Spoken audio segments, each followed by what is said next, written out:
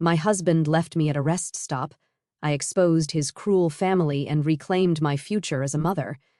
I'm sorry, but we already departed while I was using the restroom at the rest area.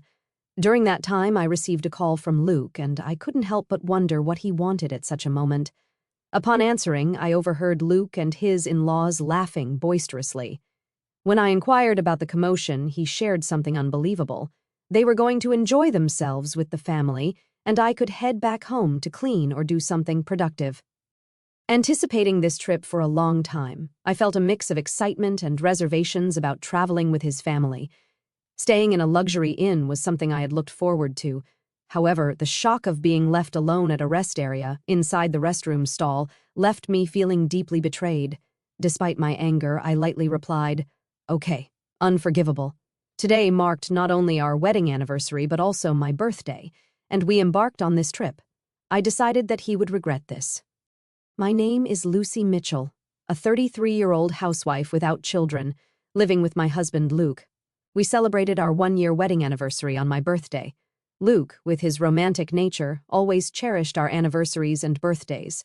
He was raised in a wealthy family, and those childhood memories lingered, prompting him to celebrate special days in grand style. We met at a matchmaking agency where men from affluent backgrounds like Luke were popular.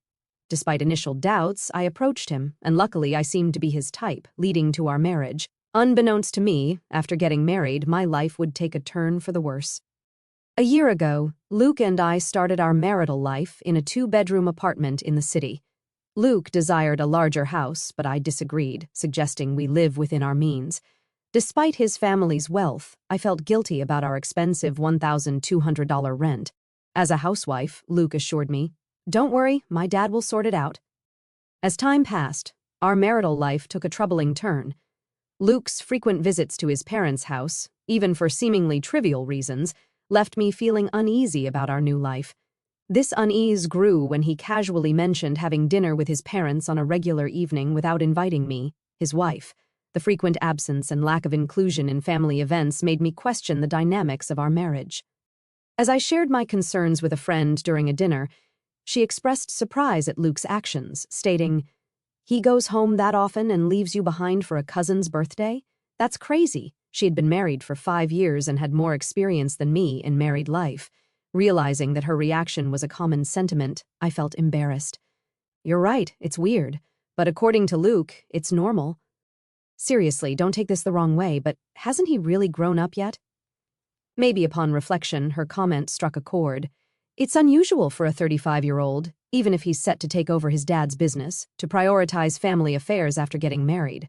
I regretted not recognizing Luke's true nature before marrying him.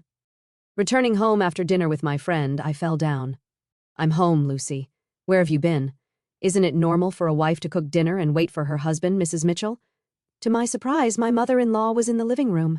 Luke was apparently out, perhaps at a convenience store. "Why are you here? Weren't you and Luke supposed to dine out tonight?" "That canceled due to some issue at the restaurant. I thought Luke had messaged you just a bit ago. Didn't you check?" She pointed it out and I looked at my phone. Indeed, 10 minutes ago, Luke had messaged that he'd be home early, but that was just about when I got off the train. There's no way I could have gotten home and started dinner in such a short time. Yes, he did message, but I saw it just now. What the heck? This is the problem with kids from single-parent households. You can tell they weren't raised right. My mother-in-law's words stabbed me in the heart. Indeed, I was raised in a single mother's home. After my mom gave birth to me, my father passed away due to an illness.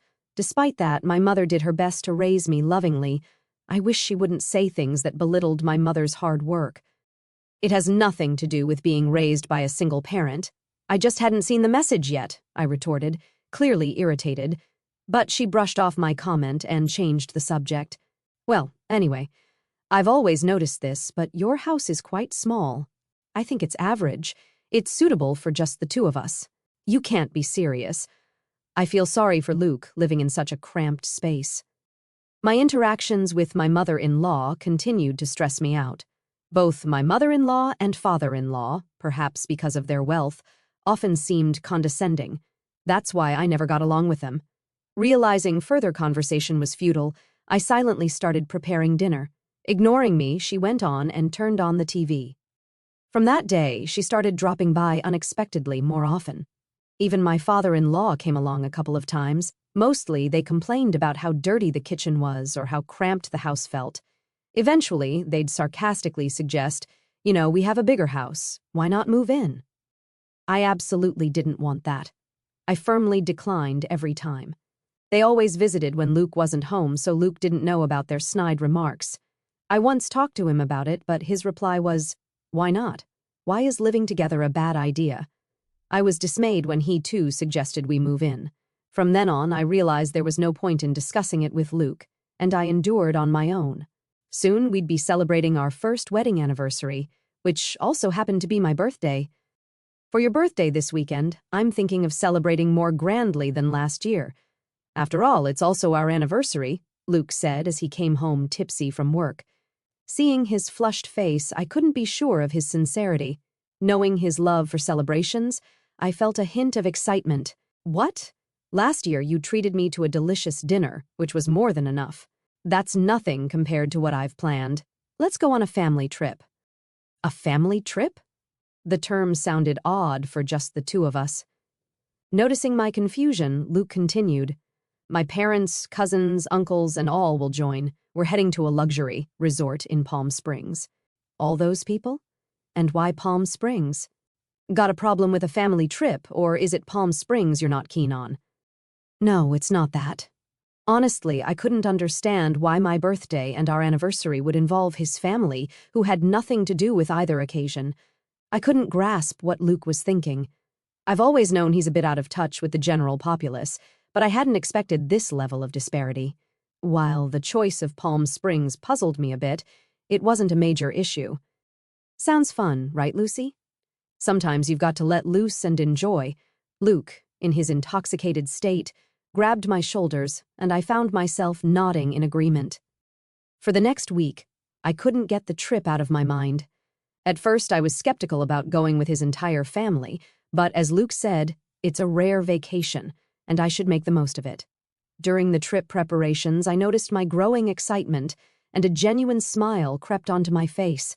I knew my in-laws would probably make snide remarks as usual, but I vowed to ignore them completely. Finally, the awaited Saturday arrived. Luke and I headed to his parents' house, our meeting point for the trip. Well, Lucy, you're late, aren't you?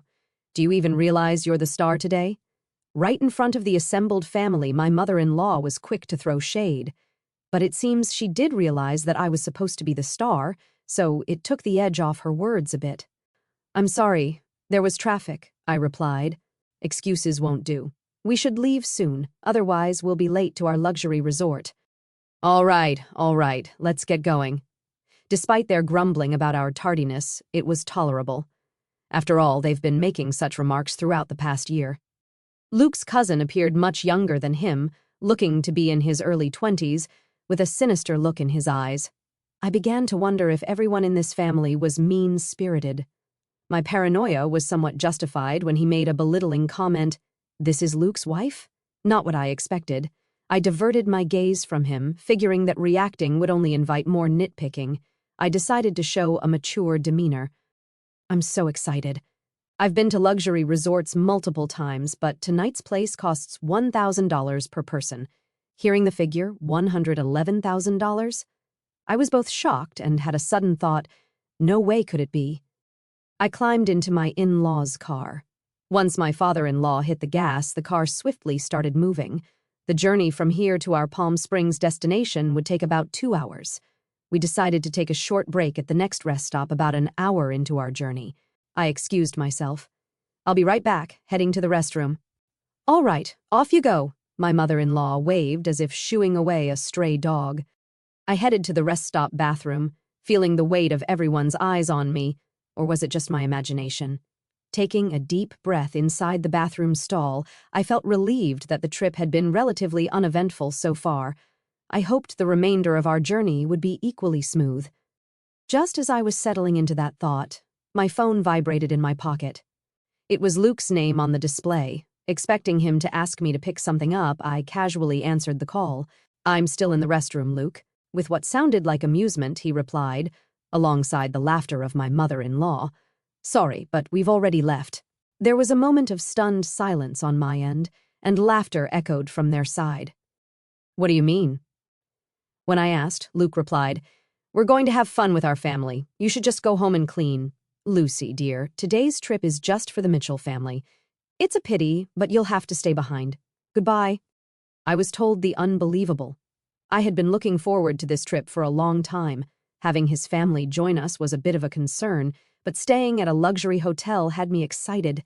And now, they left me alone at the rest area. I was trembling inside the restroom stall, feeling utterly betrayed. Trying to hide my anger, I responded with a light. Okay, this was unforgivable. Today was our wedding anniversary and my birthday, and they brought me on this trip. I'll make them regret this. After leaving the restroom, I called someone. The person on the other end was shocked and shared some astonishing news.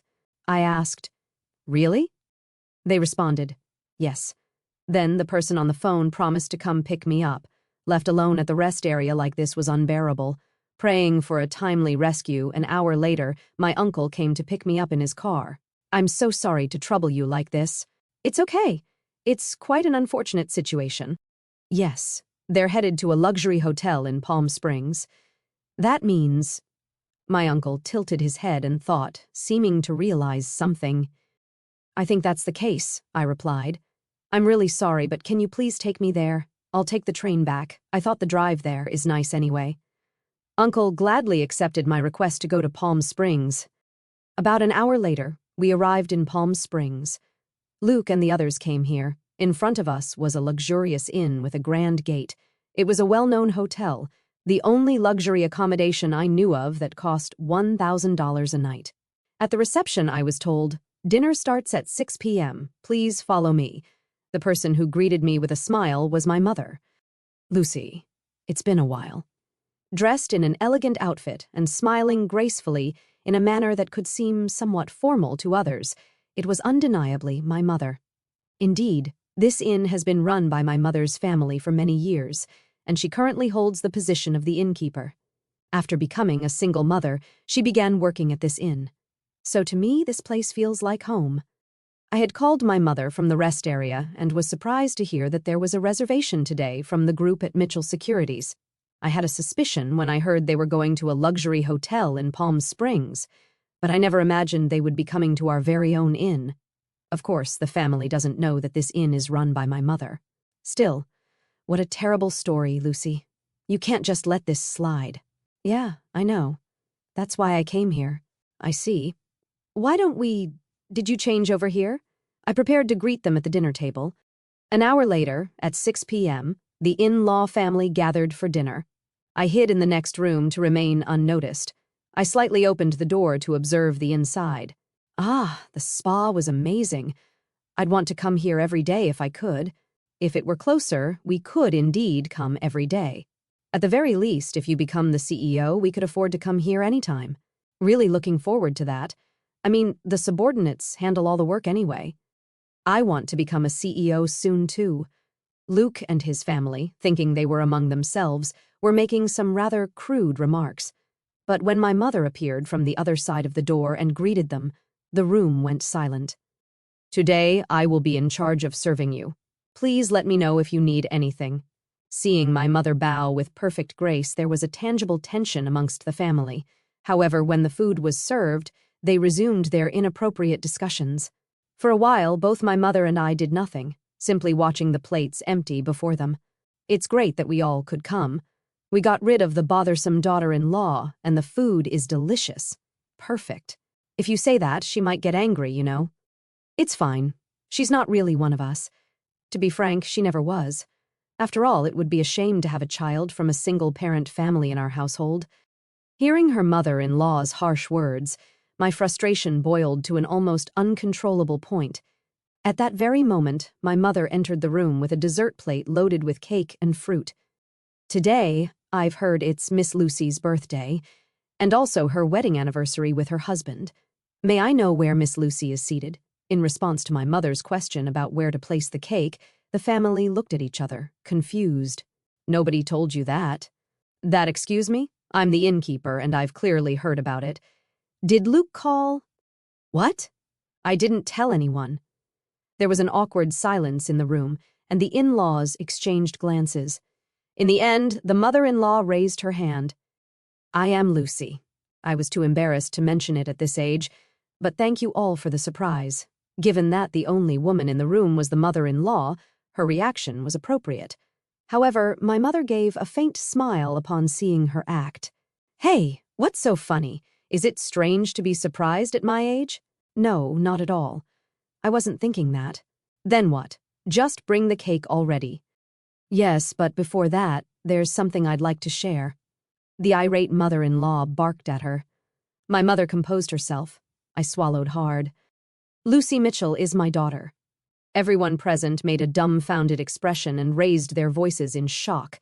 Seeing an opportunity, I swiftly opened the door from the adjacent room and stood next to my mother. "Welcome. This innkeeper is my mother. It's a pleasure to meet you." Luke exclaimed, "Lucy, why are you here? And what do you mean she's your mother?" "It means exactly that. This inn belongs to my family. I'd also intend to take over this place someday."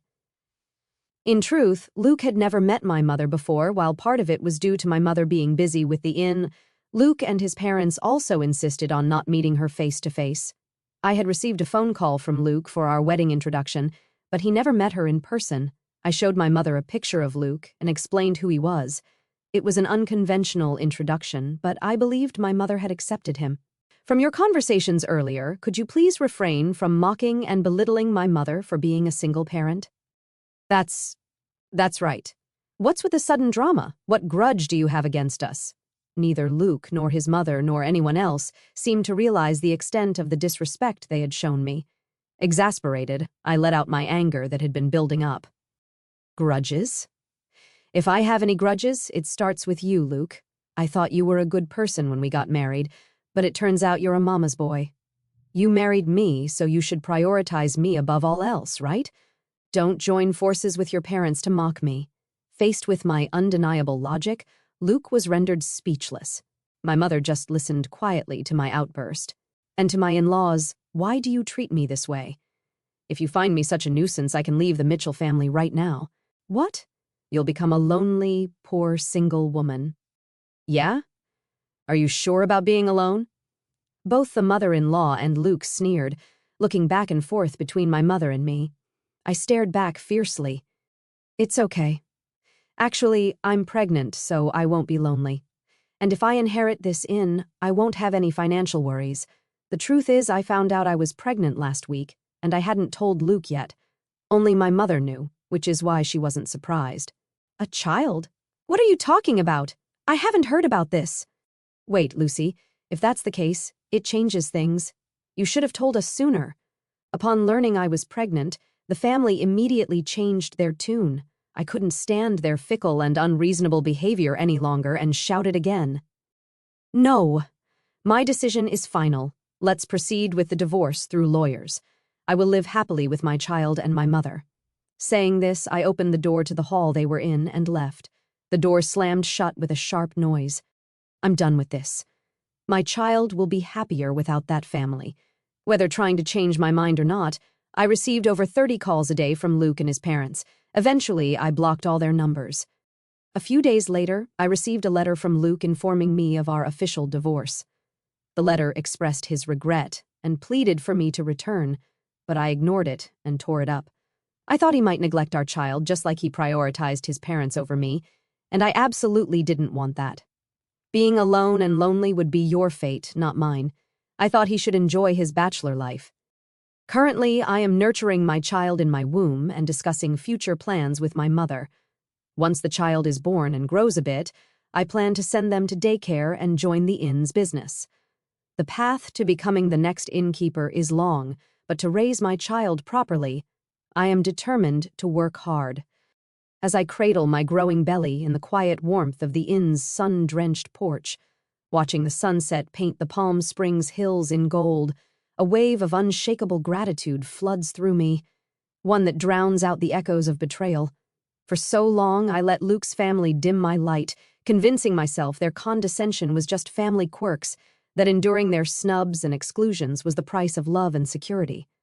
I was terrified of being that lonely single woman they mocked, raised by a single mom they pitied, but in truth, I was the one holding us all together, invisible and undervalued.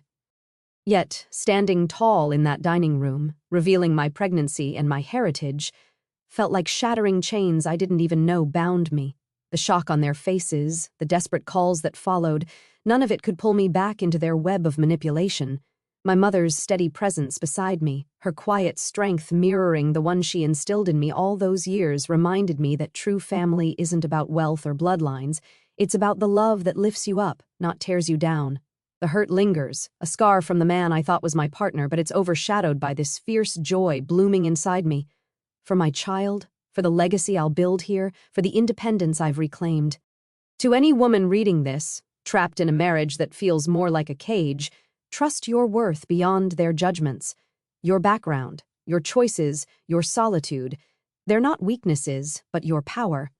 Leave the cruelty behind, embrace the family that sees you fully. I'm not alone. I'm liberated, a mother to be with a future brighter than any luxury resort, surrounded by real love that will nurture my child and me for years to come.